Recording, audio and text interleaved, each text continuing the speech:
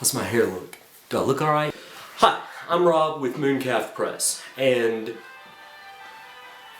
that's my phone going off. So today I want to talk a little bit about being camera shy. We all have it, we all experience it, you know, whether it's stage fright or talking in front of people, and I get that. I understand that. We deal with clients all the time who, when we pull out the lights and the video camera, they turn into turtles and they shrink into their shell. I'm going to tell you a story. It's a confession. There are not a lot of people who know me and know this story. Probably I could count on one hand the number of people who have heard this story. It's painful for me, but I think it is illustrative of the point that I want to make today. Several years ago, I was on the O'Reilly Factor, the highest rated news program on cable TV. And I was there because I was working for a newspaper, I was covering a story, and it had reached a level of national attention. And so Bill O'Reilly got in touch with me, asked me to come on his show.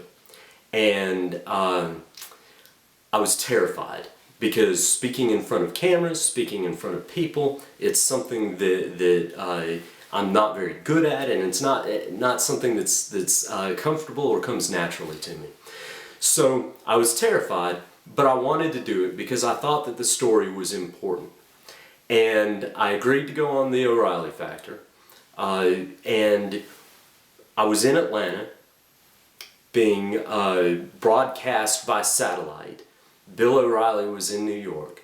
They put me in a very tiny room with lights and the camera right up in front of my face, and the camera guy was sitting down in the corner of the room, hunched down, and it was just me and him and the camera and the lights, and there was a monitor in the room, and the cameraman said to me, "Don't look at the monitor. You don't want to see what you look like on video."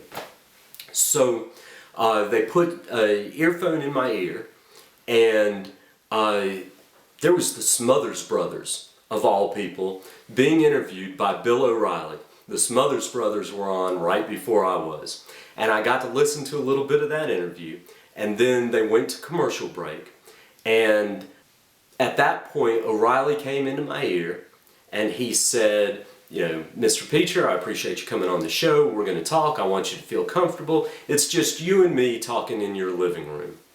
Well, that's fine if you're Bill O'Reilly, but Rob Peecher had never had Bill O'Reilly sitting in his living room before, and I wasn't sure how that was going to go. So the segment starts, O'Reilly is talking, and he's introducing the segment, he's introducing the topic, and he's introducing me.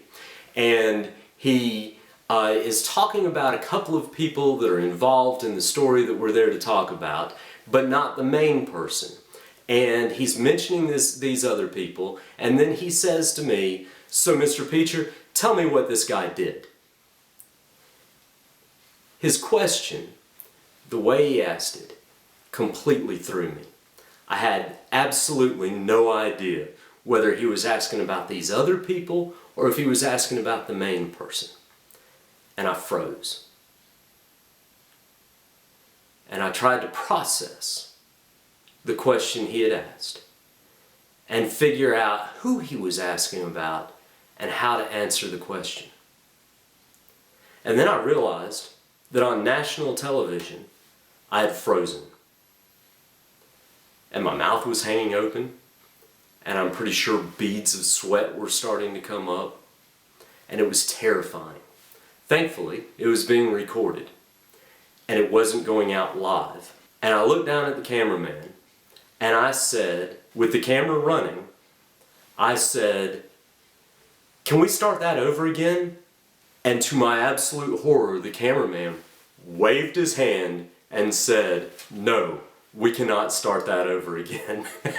And I'm realizing that me being frozen and then looking down at the cameraman and asking if we can start it over again, I'm realizing that all of this is going to be on national television in about 2 hours' time, and that it's going to be humiliating for me. And then Bill O'Reilly, in my ear, said, don't tell him we can't start over again. Of course we can start over again. And so we redid the intro. O'Reilly phrased the question in a different way, and I was able to go in and very smoothly answer the question, and it turned into 5 minutes of what I always thought turned out to be pretty good television. So I understand, as well as anybody, the terror of stage fright. But what I'm telling you is, when you're shooting video to market your business, to enhance your brand, you can always do a second take.